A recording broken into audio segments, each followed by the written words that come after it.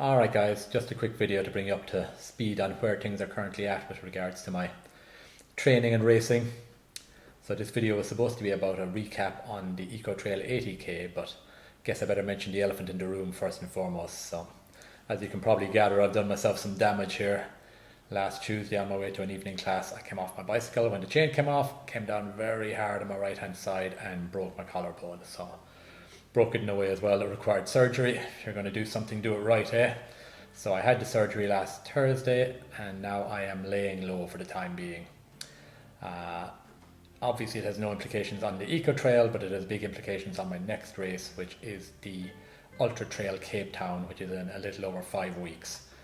So will I be able to run that or not? You know, at the moment the confidence is high. They say this injury takes a minimum of 6 weeks to heal. I'm back in next Tuesday for a checkup. Let's see what they say then. But nothing wrong with my legs. I can walk, and they have extended the cutoffs in that race last year. So they used to be quite tight. They used to be about 17 hours to finish, but now you've got 24 hours. There's 5,000 meters of elevation, so that means there's going to be a lot of walking anyway. So I'm hoping that through a combination of being able to walk and maybe run certain sections, I will be able to complete the course. But watch this space. I'll do a number of videos, hopefully, in the run up to that, to see how we're getting on.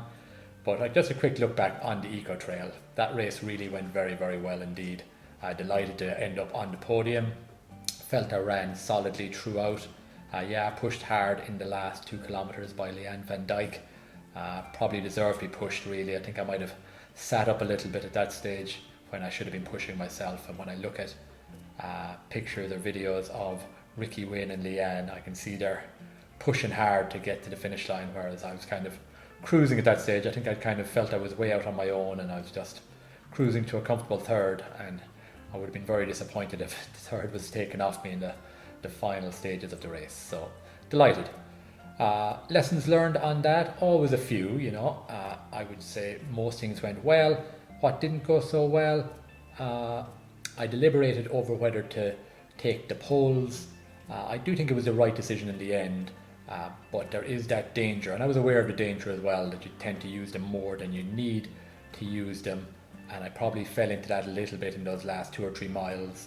So nutrition went well. I didn't take as much food as you would have seen in my packing video that I did. I did rethink it closer to the race and determined that I didn't need quite so much, and I did want to carry it all at the front. I didn't want to have to be kind of rummaging for food at certain points in the race, so I carried everything that I needed. I probably took 8 to 10 gels and maybe 3 to 4 bars total over the course of the entire race. I didn't take any food off any of the aid station tables in the race. That was the only food that I took, and the only liquid I took was water. So I started all right with a 500ml bottle of Tailwind, and at each aid station then I tended to just top up my soft flask with 500ml of water. It was quick. The jugs, just top it up and go. So through the aid stations pretty quick, so that all worked very well.